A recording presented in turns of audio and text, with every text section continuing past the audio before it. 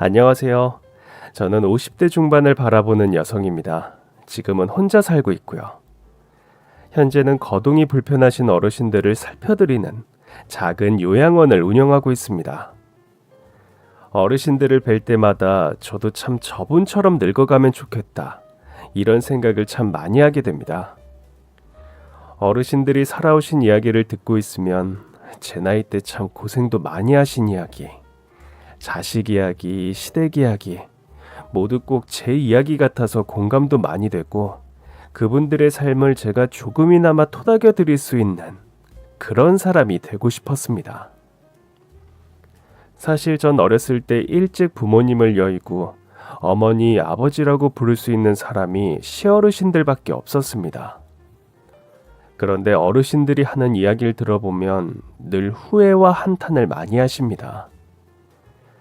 내가 못나서 자식한테 뭐 하나 제대로 물려준 게 없고 아픈 몸만 남았다고 어르신들은 자식에게 미안한 마음뿐입니다. 부모라면 죽기 전에 자식에게 무엇 하나라도 남겨주고 싶은 마음이 부모 마음입니다. 하지만 자식들은 이런 부모 마음 같지가 않더라고요. 부모님이 능력이 안 돼서 남겨준 재산 없이 그렇게 훌쩍 떠나버리면 부모를 원망하기도 하더라고요. 다 그렇다는 건 아니지만 그런 유산을 줄 수 없는 부모들의 마음과 심정은 오죽하겠습니까? 뉴스에서 보면 유산 상속 때문에 형제들끼리 싸움을 하거나 부모 유산을 노리고 천륜을 끊는 극악무도한 짓을 하는 철없는 자식들을 보면 참 안타까운 마음뿐입니다. 전 그런 사건들을 보면서 생각했죠. 도대체 진정한 유산이라는 게 무엇인지 하고 말이죠. 수백, 수천억을 물려줘야 좋은 부모가 되는 건지, 아니면 물질적인 것이 아니라 자식의 마음속에 평생 잊혀지지 않는 좋은 추억을 남겨주는 게 좋은 부모인 건지, 뭐가 맞는지는 아마 여러분이 판단하실 거라 생각됩니다. 저 또한 부모님께 유산을 받았습니다. 그런데 제가 받은 유산은 참 눈물 없이는 드릴 수 없는 특별한 유산입니다. 금수저는커녕 흙수저도 물고 나오지 못한 고아를 걷어주시고 죽기 전까지 제 손을 놓지 않으셨던 저희 시어머니. 지금도 생각해보면 제가 시어머니와 고부관계가 아닌 딸과 엄마로 만났더라면 더 좋았을 거라 생각합니다. 제게 마지막까지 사랑을 주려고 하셨던 시어머니의 특별한 유산, 그 이야기를 지금 여러분께 들려드리겠습니다. 어렸을 때 전 아버지를 일찍 여의고 어머니는 생활고를 견디지 못해 저희 삼남매를 버리고 말 한마디 없이 훌쩍 떠나셨습니다. 그런 저희들을 보살펴준 건 할머니셨고, 할머니는 온갖 힘든 일을 다 하시면서 저희 손주 셋을 키우셨습니다. 할머니, 오늘도 시장 나가요? 이번에 말린 시래기가 아주 실해가지고 오늘 하루 더 나가보려고. 일주일 내내 일 안 하기로 약속해놓고선 하루는 쉰다고 했잖아요. 아이고, 이거사. 내가 다 너네 먹여 살리려고 이러는 거지. 할미가 무슨 재미로 일을 나가냐? 난 그래도 할머니가 맨날 시장 나가서 찬바닥에 앉아 나물 파는 거 싫어요. 직업이 기천 없다. 난 내 손주들 입에 맛있는 거 들어가면 에휴, 그까지 찬바닥이 뭐가 대수라고 불구덩이라도 들어갈 수 있어. 할미 마음이 그런 거야. 너네 잘 먹고 잘 입히고 공부도 시키는 게 이 할미가 해야 할 일이야. 너도 나중에 자식 낳아서 키워봐라. 부모 사랑도 중요하지만 이 내리 사랑이라는 게 또 달라.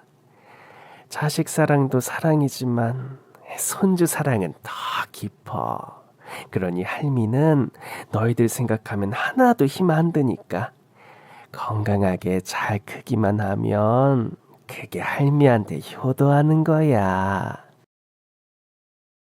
할머니는 엄마 아빠의 빈자리가 느껴지지 않도록 저희를 온 마음을 다해 사랑해 주셨고 바른 길로 걸어갈 수 있게 인도해 주셨습니다.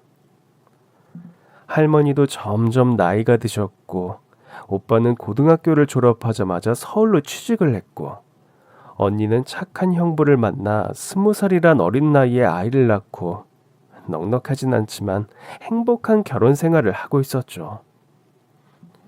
저 또한 고등학교를 졸업하자마자 공장에 취직을 했고 저희 3남매는 자기 자리에서 최선을 다하며 살아가고 있었습니다. 할 수 있는 일을 열심히 하면서 꿋꿋하게 살아가는 게 할머니께 효도하는 길이라 생각했기 때문입니다. 제 일터는 장갑 공장이었습니다. 제가 그렇게 학벌이 좋은 것도 아니고 인문계 고등학교를 나온 것도 아니라 제가 가질 수 있는 직업은 한계가 있었습니다. 하지만 전 이런 상황에서도 제가 할 수 있는 일을 찾으려 노력했고 이런 곳에 취업할 수 있다는 것만으로도 늘 감사하게 생각했죠. 그리고 직장에서 좋은 선배들을 만나 일도 참 재밌게 했답니다. 정순아, 이리 와. 네? 이리 와서 우리랑 같이 고구마 먹어. 감사해요. 오늘은 제가 간식 당번인데 아침에 깜빡했어요. 당번 그런 게 어딨어. 그냥 맛있는 거 있으면 나눠 먹는 거지. 감사합니다. 잘 먹을게요. 참, 그 소식 들었어? 우리 공장 엄청 큰 회사에 팔려간대. 그러면 우리 일자리는 어떻게 되는 거야? 우리 잘리는 거야? 사장이라는 사람이 여기서 일하는 직원들 그대로 같이 가겠다고 말했대. 장갑 공장이 그래도 잘 돌아가니까. 그분 참 대단하신 것 같아요. 보통은 다른 공장 인수하면 정리해고 들어가는데. 야, 그래도 우리 공장 매출은 좋잖아. 그 사람이 하는 사업에 비하면 세 발에 피겠지만. 그래도 참 좋으신 분 같아요. 그래, 우리 밥줄 안 끊어진 게 어디야. 안 쫓아보낸 것만 해도 감사하게 생각해야지. 우리가 그 사람 볼 일은 없겠지만.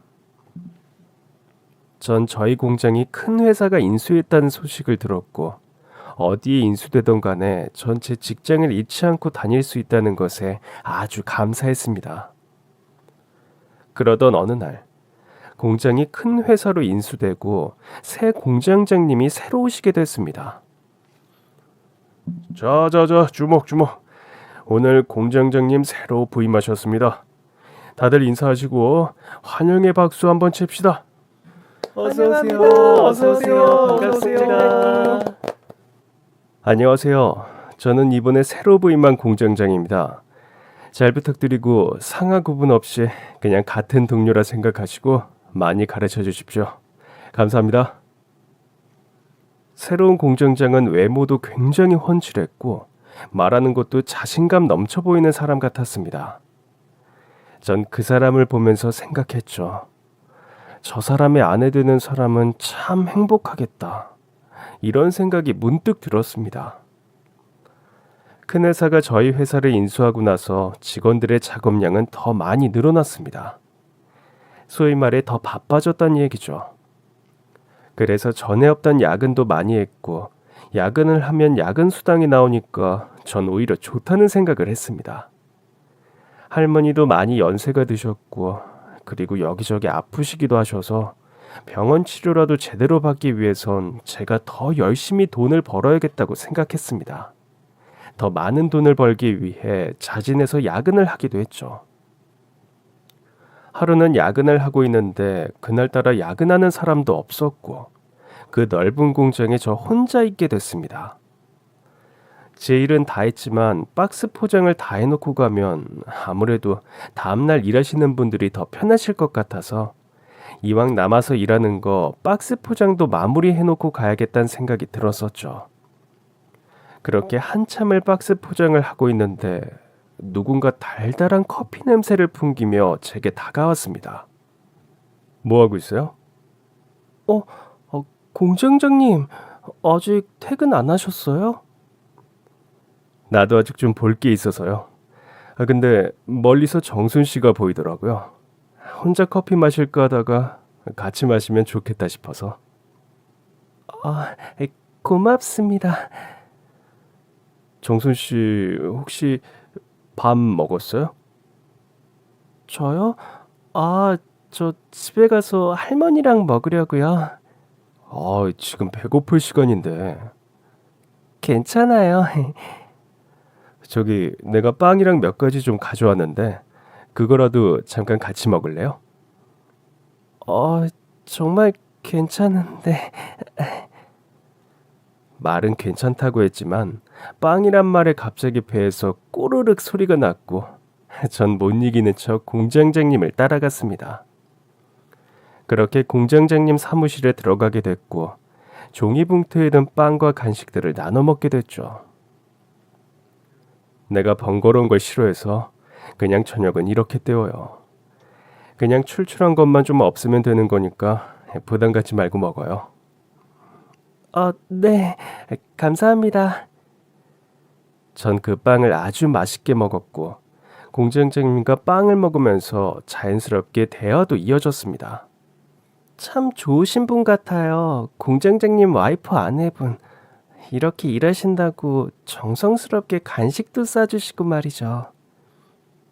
아내요? 나 아직 총각인데. 네? 내가 그렇게 나이 들어 보여요? 아니 그게 아니라 저 당연히 결혼하신 줄. 죄송해요. 아니요. 뭐 물론 결혼을 했어야 할 나이긴 하죠. 근데 어떡하다 보니까 홍기를 놓치게 됐어요. 완전 아저씨죠 이제. 아니요. 전혀 그런 생각은 안 들었고 그냥 당연히 가정이 있으실 것 같다고 생각했어요.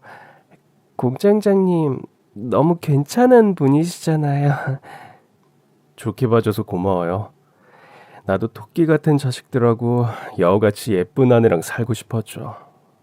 근데 살다 보니 문제가 좀 생겼었고 그러다 홍기를 놓치게 됐어요. 근데 막상 이제 누구를 만나려고 하니까 좋은 사람이 안 보이네요. 그렇죠. 인연이라는 게 그렇게 쉽게 이어지는 게 아니죠. 맞아요. 참, 정순 씨는 좋아하는 사람 있어요? 저요? 아니요. 정순 씨 같은 사람이 굉장히 인기 많을 것 같은데 뭔가 사람이 선한 기운이 느껴져요. 보고 있으면 참 기분 좋다고 해야 하나? 저, 그렇게 봐주셔서 너무 감사해요, 공장장님. 참, 내 이름 얘기 안 했죠? 저는 박창진이에요. 정순 씨는 성이 뭐예요? 저는 고정순이에요. 고정순. 네, 그래서 이름 때문에 놀림 많이 받았어요. 너 맨날 고정적으로 사는 거 아니냐 하면서. 아, 죄송합니다. 웃으면 안 되는데 정순 씨 말 들으니까 재밌네요. 고정순. 근데 입에 착 붙고 참 좋은 이름 같은데요. 정말요? 저 그런 소리 처음 들어요. 제 이름 얘기하는 거 별로 안 좋아하거든요. 고정순 씨, 내가 자주 불러줄게요. 자주 불러주면 그 이름이 더 빛나고 좋아진다고 그러더라고요. 어떤 책에서 봤어요. 누군가의 이름을 불러준다는 것이 어찌 보면 참 뭐 별거 아닌 일 같은데 그런데 이게 쉽지가 않거든요. 보통 이렇게 회사에서 만나도 누구의 이름을 부른다기보다 그 사람의 직함을 부르게 되죠. 그래서 그런지 이름을 불러준다는 것은 특별한 일인 것 같아요. 저도 어릴 때 어머니가 제 이름 참 많이 불러주셨거든요. 그런데 크면서 서로 생각의 차이가 있다 보니 어머니가 다정하게 창진아 하고 이야기하는 걸 들어본 지가 있게 된 것 같아요. 아, 그러셨군요. 돈 많고 잘생긴 공장장님도 저처럼 알게 모르게 마음의 상처가 있다는 걸 알게 되니 전 공장장님이 더 친근하게 느껴졌습니다. 어떤 상처가 있으신지 전 알 수 없었지만 그냥 그 마음이 이해가 됐습니다. 따뜻하게 이름을 불러주는 사람이 되고 싶고 누군가 자신의 이름을 따뜻하게 불러주는 그런 삶을 살고 싶다는 이야기가 참 마음에 와닿았습니다. 그러던 어느 날 평소 지병이 있으셨던 할머니는 갑자기 어지러움증을 호소하시면서 쓰러지셨습니다. 할머니 갑자기 왜 이래요? 많이 아파요? 할머니는 그냥 고개를 절레절레 흔드시면서 오히려 걱정하는 절 더 걱정하셨습니다. 전 도저히 할머니 앞을 떠날 수 없어서 한 달 정도 휴가를 내고 할머니 곁을 떠나지 않았습니다. 그리고 어느 날 정순아, 할머니 오늘은 좀 어떠세요? 난 아무렇지도 않아. 정순아, 저기 할미 가방 있지? 저거 좀 가지고 와. 전 다 떨어진 할머니 가방을 할머니께 드렸고 할머니는 손으로 무언가를 더듬더듬 가방 안에서 찾다가 제 손을 펴보라고 하셨습니다. 손 펴봐봐. 손이요? 전 손을 펴서 할머니에게 다가갔고 할머니는 제게 작은 통장을 하나 주었습니다. 번호는 통장 안에 적어놨고 이거 너 시집 보낼 때 쓰려고 모아둔 건데 할미가 직접 못 줄 것 같아서. 무슨 소리예요? 싫어. 나 시집 가면 할머니가 직접 줘요. 지금 받기 싫어. 싫다고. 할미가 미리 주는 거야. 우리 막둥이 좋은 사람 만나서 시부모 사랑받으면서 그렇게 살아. 할미 소원이다. 알겠지? 그런 이상한 말 그만해요, 할머니. 할머니가 제 손에 통장을 쥐어주신 그날 밤, 할머니는 아주 조용히 생을 마감하셨습니다. 할머니, 나 할머니 없이 어떻게 살아? 할머니. 삼남매 중 할머니는 유독 제게 더 특별하셨습니다. 언니 오빠와 달리 전 할머니와 정말 꼭 붙어 지냈었고 할머니에게 참 예쁨 받는 손녀였습니다.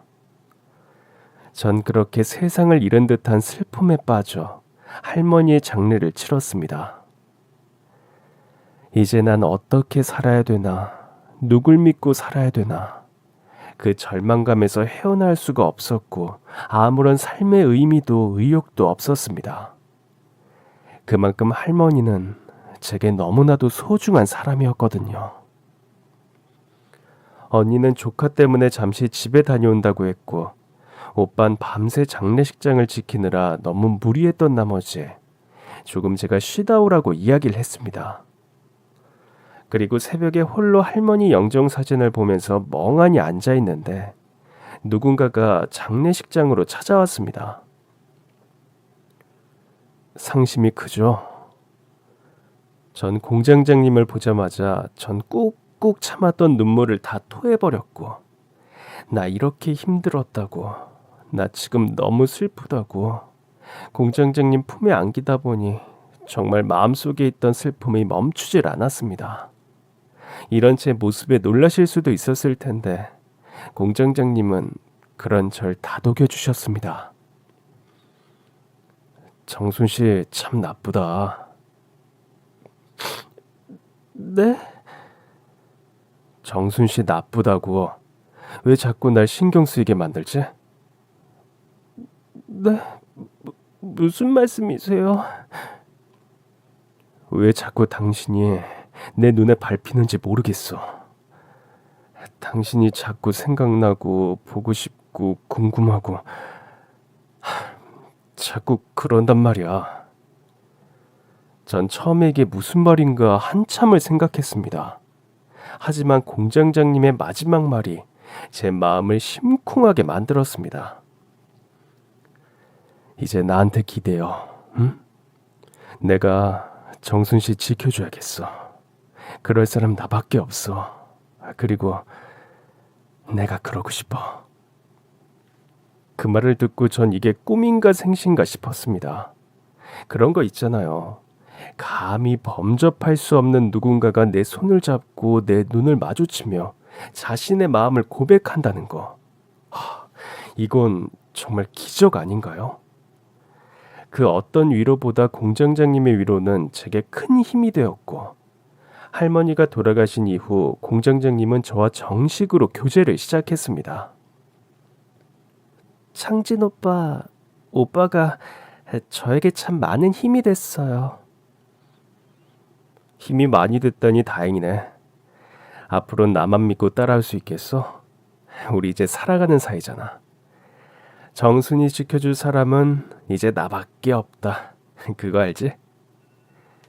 전 그의 말이 너무 고마웠고, 제게도 이제 저만 생각해주는 누군가가 있다는 사실에 매일매일이 행복했습니다. 그런데 전 공장장이었던 그의 실체를 우연히 알게 됐습니다. 얘들아, 완전 이건 빅뉴스야.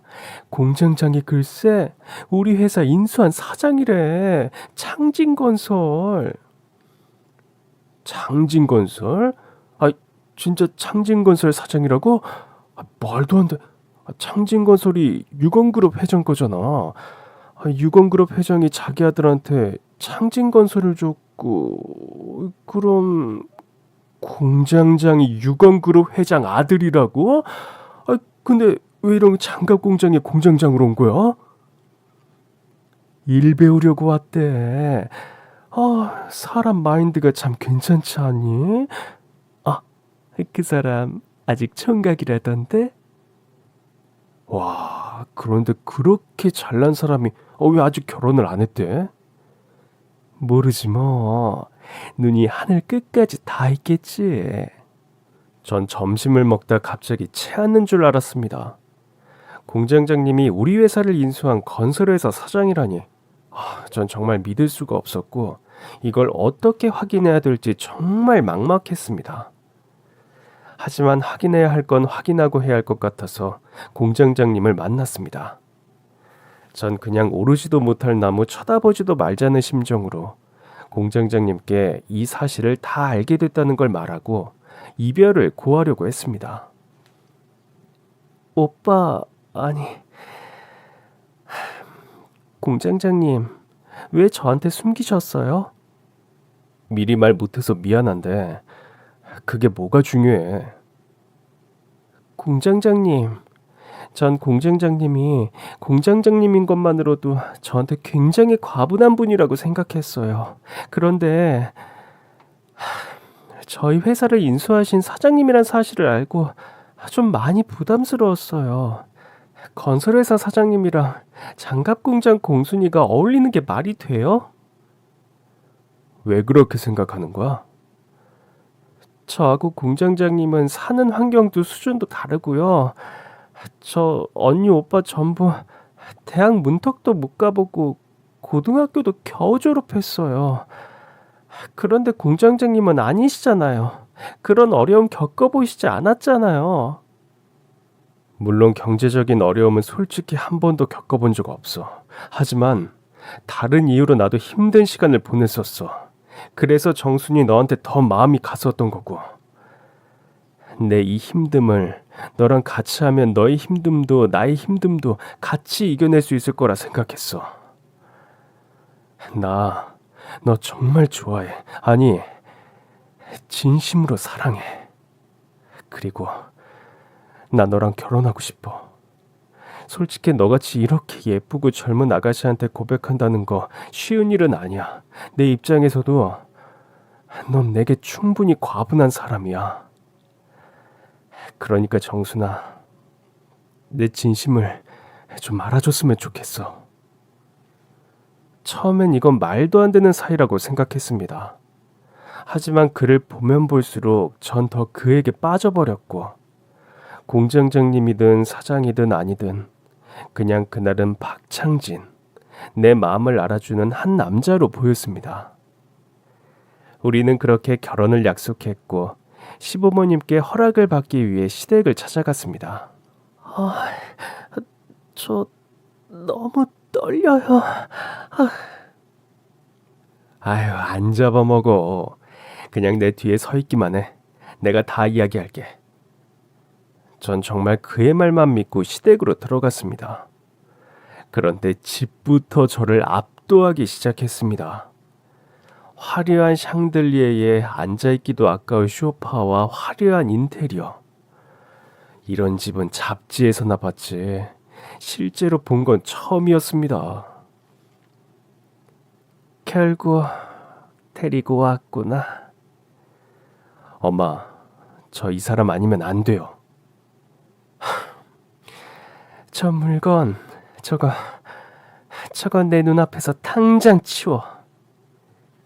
시어머니와의 첫 만남에서 전 인사도 드리지 못한 채 저 물건이라고 그 자리에서 모욕을 당했습니다. 이봐, 지금 여기가 어디라고 우리 창진이를 따라와? 혹시 돈 필요해? 어린 나이에 앞세워서 우리 창진이 꼬셨구만. 돈 너가 원하는 대로 줄 테니까 좋은 말 할 때 꺼져. 저기 어머님, 저 돈 같은 거 바라지 않습니다. 저 오빠 정말로 많이 사랑합니다. 야, 지금 너 때문에 내 교양이 지금 한계에 다다랐어. 너 우리 집이 어떤 집안인 줄 알아? 나 서신대 대학 총장이야. 그리고 우리 회장님 말 안 해도 알지? 창진이 형수, 형들 다 의사 변호사 출신이야. 그런데 공장에서 일하다가 어디서 굴러와서 감히 얼굴을 들이밀긴. 내가 설마 했는데 양심이 있으면 우리 창진이를 따라하면 안 되는 거 아니야? 이건 뭐 없는 거 투성이네. 돈도 없어, 학벌도 없어, 염치도 없고. 이 사람 아니면 저 그때처럼 정말 또 사라질 겁니다. 어머, 너 지금 엄마 협박하니? 지긋지긋해요. 우리 집이 뭐가 그리 잘났어요? 돈 많이 버는 거 그게 영원할 것 같아요? 제가 왜 아버지 회사 안 들어가고 제 회사를 직접 차렸는지 잘 아시잖아요. 유건구로 그 속물 같은 곳에서 벗어나고 싶어요. 저도 아버지 어머니 밑에 있다간 똑같은 속물이 될 것 같다고요.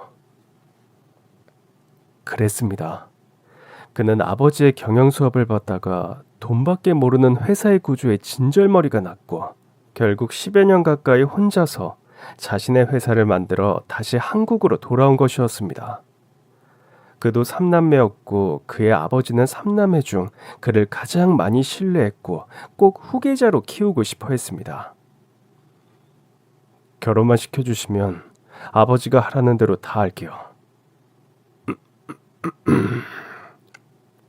아니 당신 아니죠? 저딴 물건 우리 집에 드릴 생각 아니죠? 대신 건설회사 정리하고 당장 회사로 들어와야 한다. 알겠어? 네, 아버지. 저 정순이랑 살 수 있다면 뭐든 다 할 수 있어요. 아유 머리야. 아줌마. 시아버지는 아들이 회사만 물려받는다고 하면 누구랑 결혼해도 상관없다고 하셨고 시어머니는 저 같은 며느리는 절대 안 된다며 식음을 전폐하고 눈에 흙이 들어가도 안 된다며 반대를 하셨습니다. 전 그렇게 혼주석에 시어머니 없이 결혼식을 올렸습니다. 사람들이 절더러 독한 년, 돈밖에 모르는 년, 시어미를 결국 저렇게 만들고 결혼을 하는 년이라고 욕을 들어먹었지만 전 꾹 참고 시어머니와 함께 살면서 제가 더 잘하면 어머님 마음도 열리시겠지란 마음으로 시댁에 들어갔습니다. 하지만 시집살이는 그리 녹록지 않았습니다. 제가 하는 모든 것을 시어머니는 싫어하셨죠. 아줌마, 오늘 국이 맛있네. 뭐 넣었어요? 오늘은 며느님이 국 끓이셨어요. 육수 만드는데 얼마나 정성을 들였니? 어머머. 시어머니는 제가 국을 끓였다는 말을 듣자마자 그대로 국그릇을 바닥에 던져버렸습니다. 저 더러운 손으로 만든 걸 나보고 먹으라고? 당장 갖다 치워. 진짜. 아주머니와 전 너무 놀라 한참을 멍하니 있었습니다. 그리고 전 너무 서럽고 눈물이 났습니다.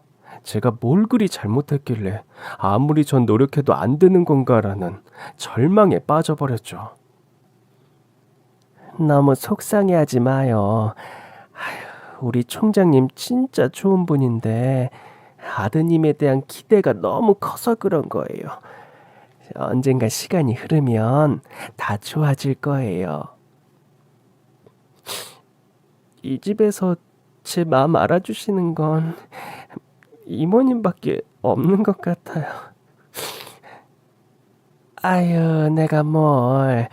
자, 우리 급하게 하지 말고 천천히 합시다. 그러면 우리 총장님도 조금씩 마음의 문을 여실 거예요.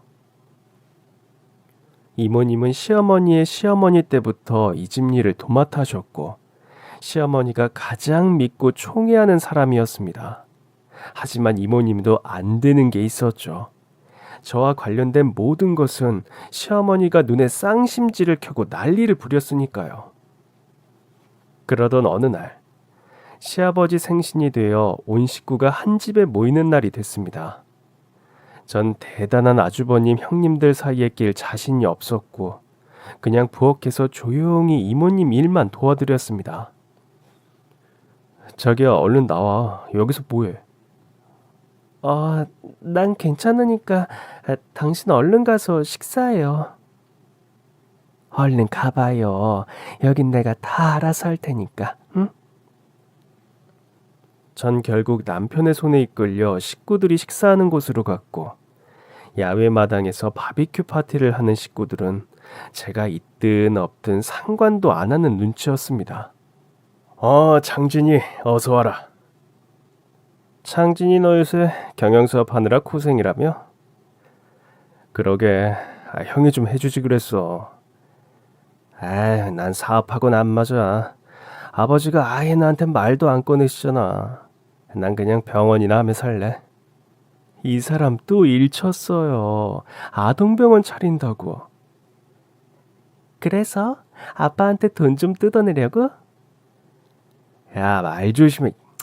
너도 오늘 여기 온 이유가 있잖아. 오빠랑 나랑 비교하지 마. 난 오빠랑 다르니까. 다르긴 뭐가 달라. 인정할 건 인정해. 전 아주버님, 형님, 그리고 아가씨가 하는 말들이 마치 외계어같이 들렸습니다.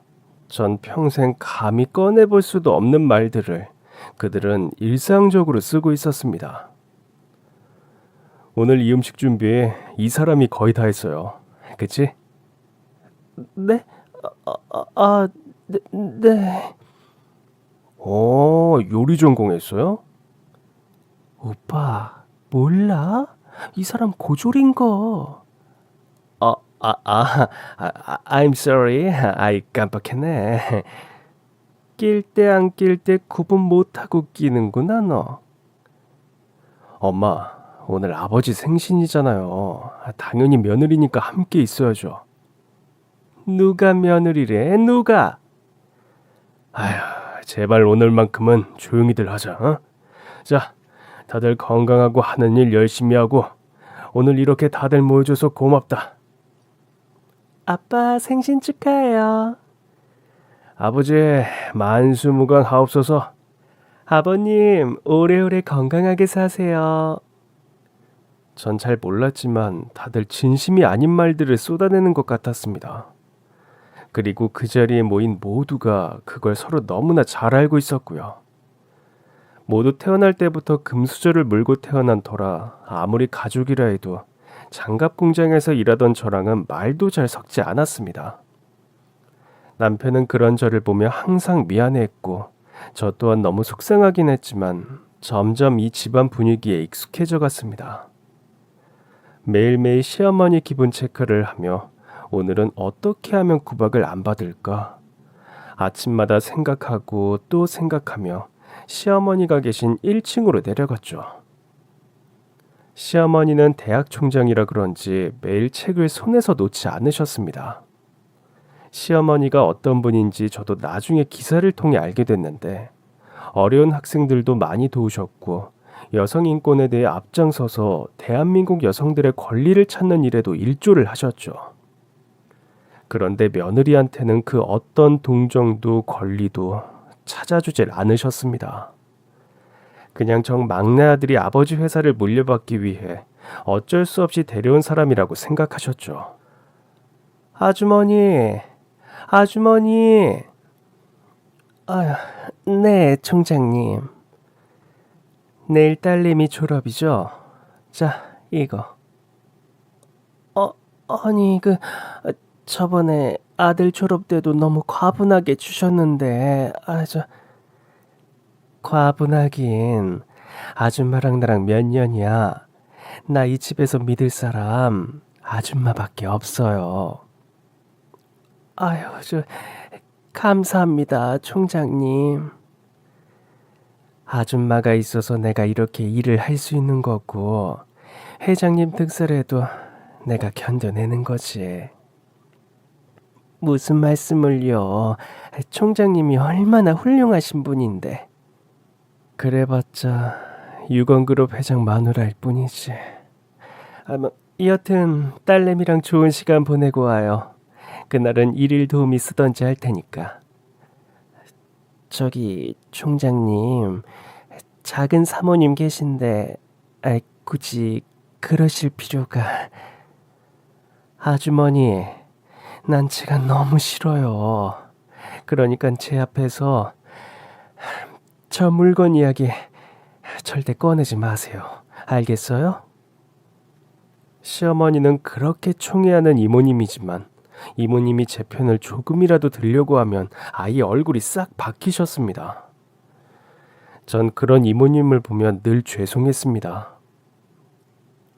어머님도 아까 말씀하셨지만 저도 이모님 안 계셨으면 이 집에서 못 살았을 것 같아요.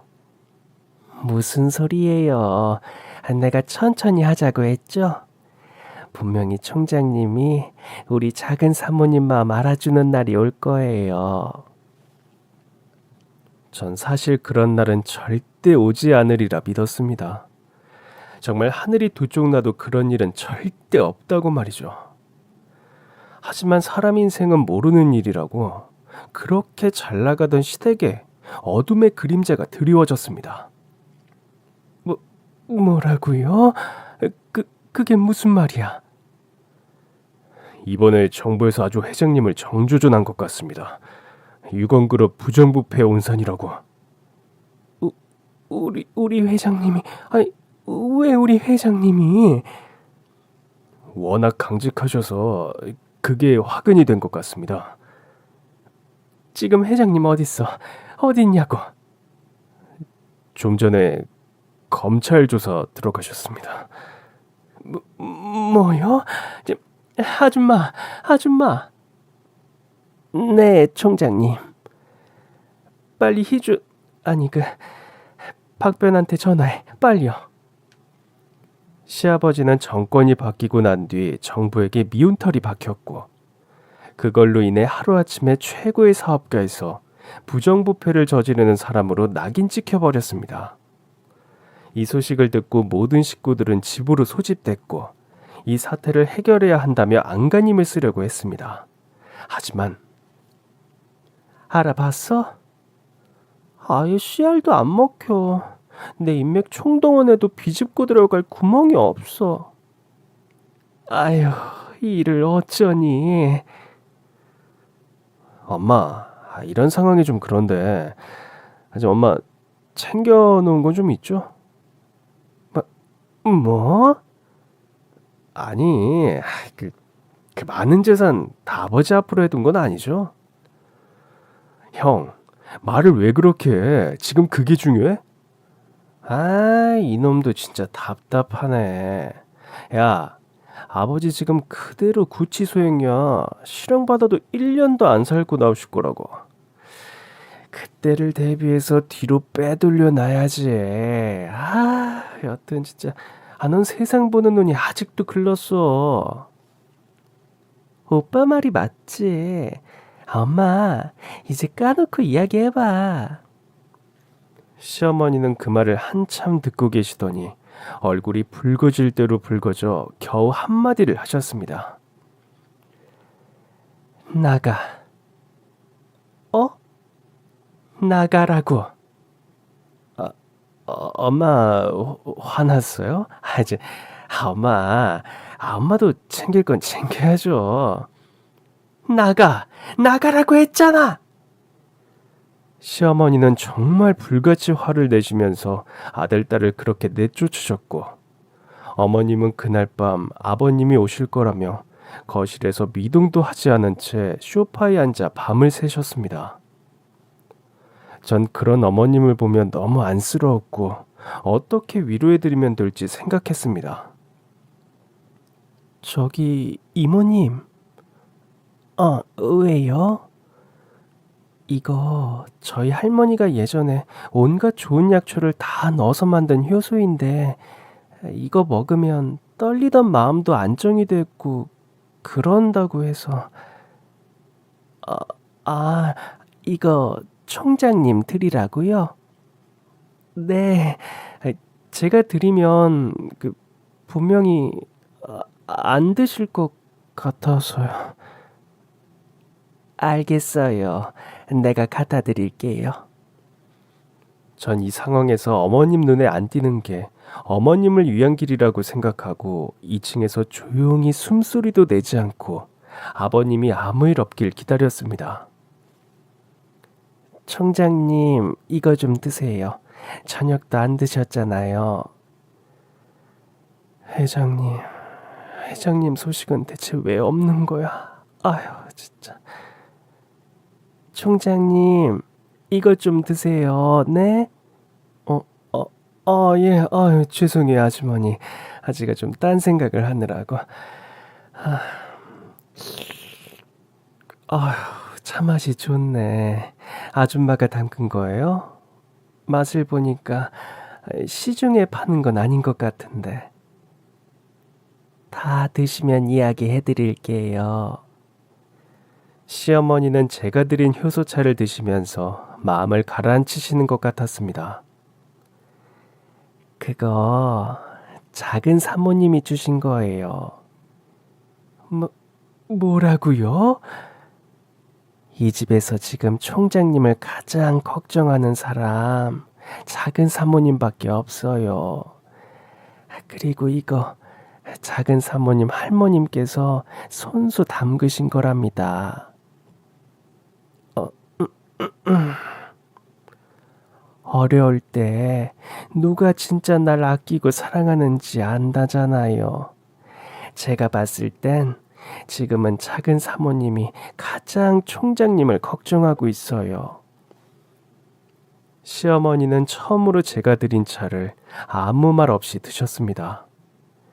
전 그게 저에게 조금이나마 마음의 문을 열어주신 거라 생각하고 어머님을 더 잘 모셔야겠다고 생각했죠. 그런데 뭐라고요? 안 돼. 시어머니는 아침 일찍 온 전화를 받고 충격을 받고 그대로 쓰러지셨고 전 급히 시어머니를 병원으로 옮겼습니다. 시어머니가 충격을 받은 이유는 시아버지가 검찰 조사를 받다가 새벽에 화장실에서 극단적인 선택을 하시고 운명하셨다는 이야기를 듣게 되셨기 때문입니다. 여보, 어떡해요. 우리 아버님, 어머님 불쌍해서 어떡해. 말도 안 돼. 그 인간들이 우리 아버지를 죽음으로 몰았어. 어떻게 사람을... 여보, 나 잠깐 검찰에 다녀올게. 이건 절대 그냥 넘길 문제가 아니야. 그리고 엄마 좀 잘 부탁할게. 금방 올게. 남편은 그 길로 검찰로 달려갔습니다. 전 충격을 받고 잠들어 계신 어머니를 보며 이 소식을 아주버님과 시누이에게 전해야겠다고 생각했고 전화를 돌렸습니다. 그런데 창진이 아빠야. 누구야? 말해보라고. 전 도대체 시누이가 하는 말이 무슨 말인지 도통 알 수가 없었습니다. 아버님이 오늘 돌아가셨어. 창진이는 무슨 말이야? 창진이 교통사고 났다며. 창진이 어딨어? 아빠는 또 어딨고? 아버님 돌아가신 것도 너무 충격적인데 남편이 교통사고가 났다니. 전 이 모든 게 말이 안 된다고 생각했습니다.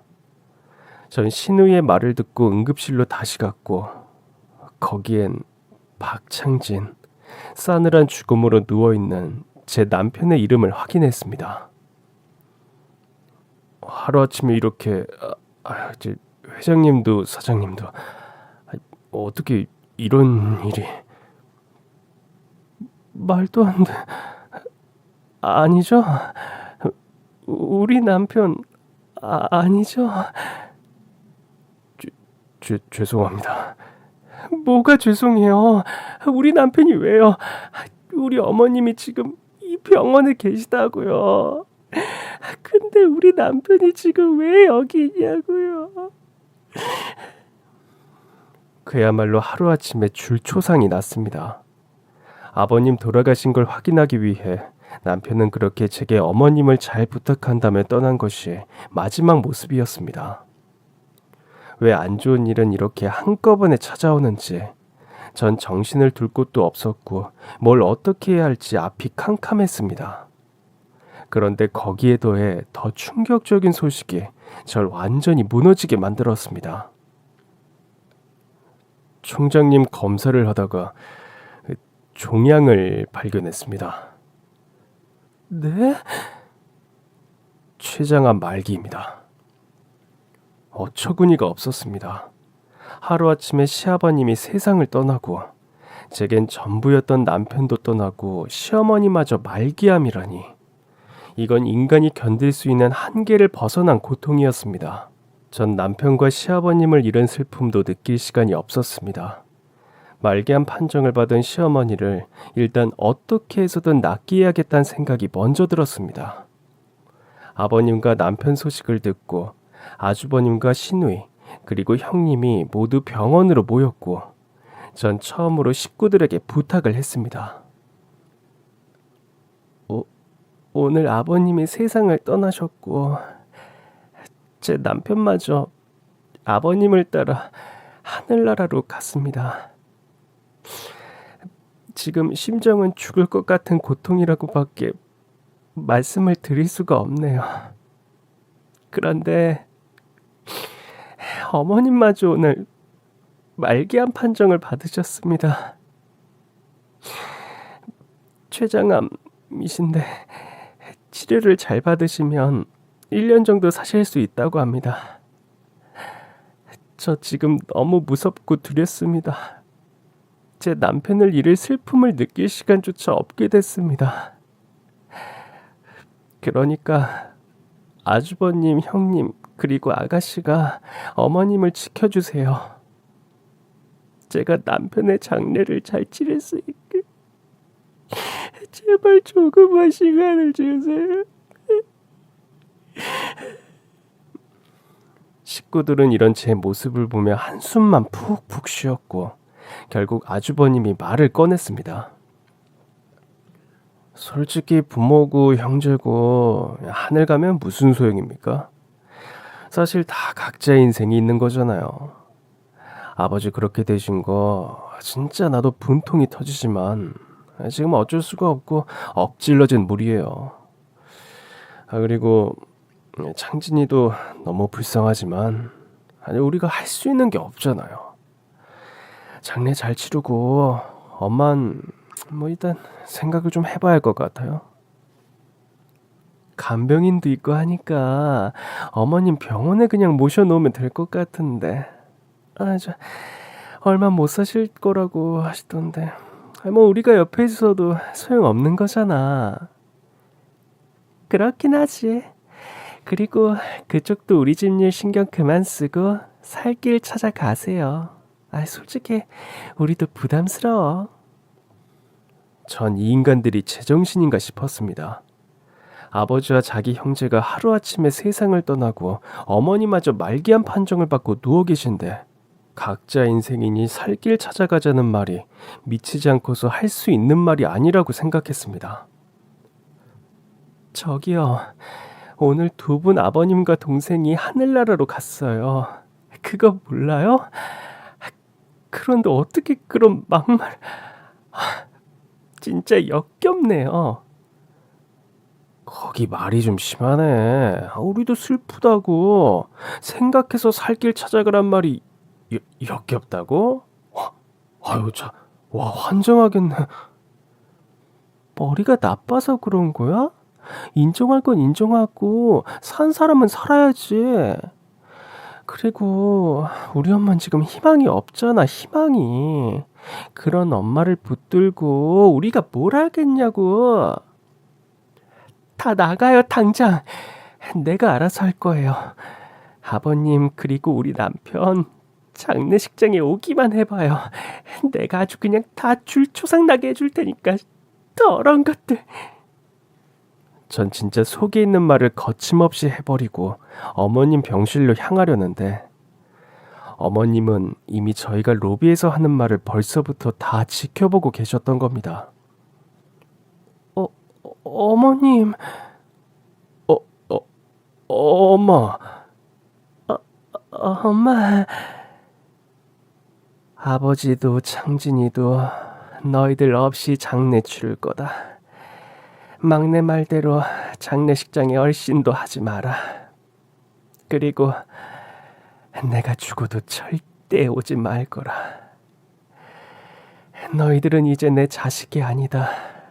부모가 돈도 없고 병드니 쓰레기처럼 버리려는구나. 내가 어쩌다가 너희 같은 괴물을 키웠는지 모르겠다. 그냥 다 내 죄다. 아버지가 돌아가신 것도 창진이가 떠난 것도 다 내 죄다. 너희 같은 것들을 형제라고 자식이라고 생각한 게 진짜 내 모든 것을 바쳐서라도 너희들은 내 새끼 아니라고 돌려놓고 싶다. 가거라.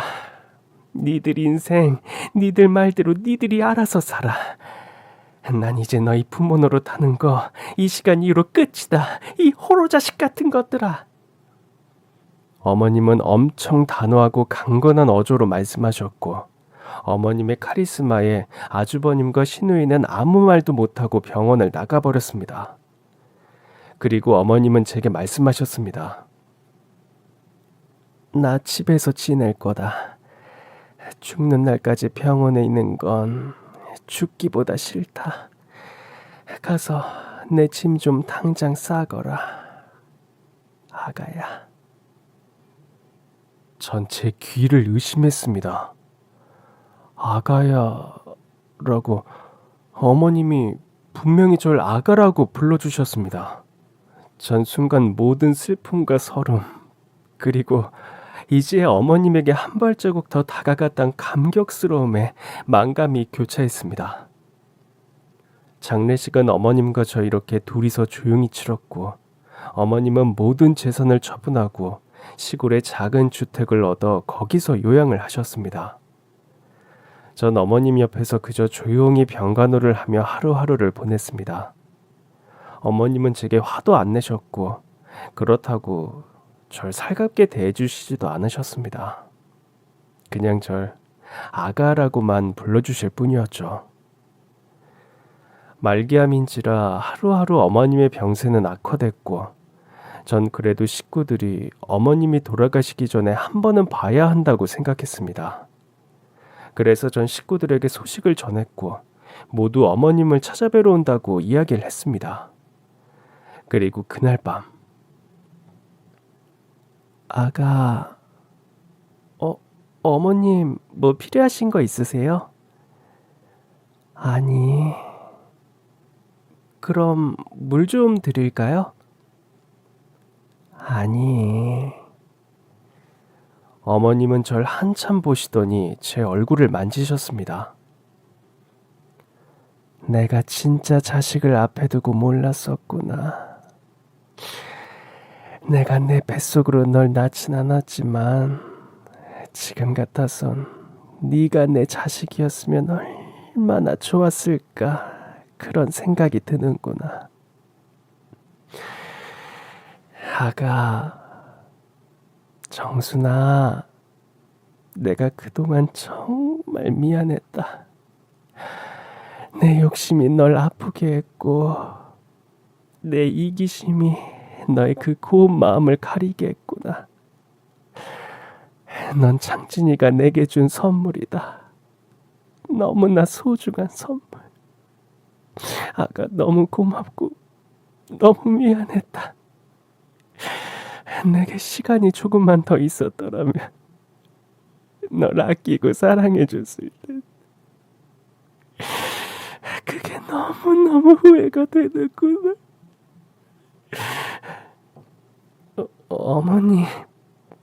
어머님 울지 마세요. 저랑 평생 오래오래 살 거예요, 네? 제가 그렇게 해드릴게요. 그럴 수만 있다면 내가 뭐든지 다 할 텐데. 미안하다, 아가. 정말 미안해. 그날 밤 시어머니와 전 서로를 얼마나 생각하는지 마음을 알게 됐습니다. 그리고 전 어머님의 진심을 듣고선 어머님을 떠나보낼 수 없다고 하늘에 간절하게 기도했습니다. 제발 1년만 더, 제발 한 달만 더 어머님과 함께 있게 해달라고 말이죠. 그리고 다음날 어머님은 인공호흡기에 의존을 하실 정도로 병세가 악화됐고 아주버님과 시누이는 어머님의 인종을 보기 위해 1년 만에 어머님을 찾아왔습니다. 우리 엄마 어떻게 된 거야? 엄마. 아이, 자식이 의사면 뭐해. 내 부모도 못 지키는. 엄마, 우리한테 마지막으로 하실 말씀 없어요? 그래, 엄마. 마지막으로 우리한테 하고 싶은 말 있으면 다 해봐. 어머님은 아주버님과 시누이를 보더니 고개를 절레절레 흔드셨고 저더러 오라고 손짓하셨습니다. 그리고 어머님은 제 얼굴을 가까이 대라고 손짓하셨죠. 아가야, 압구정동 12번지. 압구정동 12번지. 거기로 가라. 알겠지? 엄마, 뭐라는 거야? 어딜 가라는 거야? 아가, 꼭 절대 너만 가야 돼. 너만. 그렇게 어머님은 제게 알 수 없는 주소를 남기시고 숨을 거두셨습니다. 어머님은 식구들이 장례식장에 오는 걸 한사코 반대하셨지만 전 그래도 자식들이 지켜보는 가운데서 편안히 하늘로 가셨으면 하는 바람에 식구들과 함께 장례를 치렀습니다. 그리고 전 어머님이 알려주신 주소를 찾아갔습니다. 혹시나 어머님 유품이 가르쳐주신 장소에 있을지도 모른다는 생각에 꼭 찾아가야만 했습니다. 그런데 어머님이 알려주신 주소는 서울 한가운데에 있는 높은 빌딩이었습니다. 전 이곳이 맞나 2번, 3번 확인했지만 어머님이 말씀하신 그 주소가 분명히 맞았습니다. 그리고 제일 꼭대기층 사무실로 올라갔습니다. 그런데 거기엔 저희 집 일을 봐주시던, 절 무척이나 아껴주시던 이모님이 계셨습니다. 더 늦게 오길 바랬는데, 아휴, 총장님이 이렇게 빨리 가실 줄은. 아이고. 전 이모님을 끌어안고 펑펑 울었습니다. 진정으로 어머님이 떠난 것에 대해 슬픔을 느끼는 유일한 분이라고 생각했거든요. 작은 사모님, 이거 받으세요. 총장님이 꼭 전해주라 하셨어요. 네? 이게 뭔가요? 열어보시면 알아요. 전 봉투를 하나 받았고 거기엔 한 장의 편지와 건물 증여 계약서가 들어있었습니다. 건물은 시가 1,000억이 넘는 건물이었고 이 건물의 주인은 고정순, 제 이름이 적혀 있었습니다. 전 너무 놀라 할 말을 잃었고 어머님이 남기신 것 같은 편지를 읽게 되었습니다. 아가, 내가 너한테 줄 게 이것밖에 없구나. 절대 식구들한테 알리지 말고 너 혼자만 알고 있어야 한다. 이 시애미의 마지막 부탁이라고 생각하고 꼭 지켜다오. 그리고 이 말은 꼭 하고 싶었다. 내 며느리가 돼줘서 정말 고마웠다. 전 편지를 읽자마자 그 자리에 앉아 펑펑 울었고 어머님이 떠나신 슬픔이 배가 돼 가슴이 찢어질 것 같았습니다.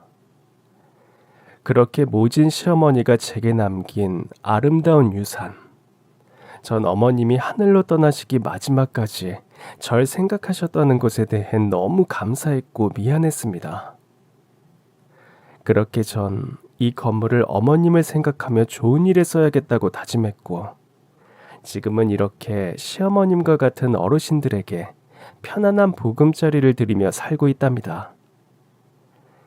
가끔 어르신들을 보면 전 눈물이 납니다. 살아계실 때 이 말을 어머님께 꼭 드리고 싶었거든요. 잠시나마 제 부모님이 돼주신 거 정말 잊지 않을게요. 어머님은 이 세상에서 유일한 제 어머니십니다. 사랑합니다, 어머님. 그럼 지금까지 제 긴 사연 들어주셔서 정말 감사합니다.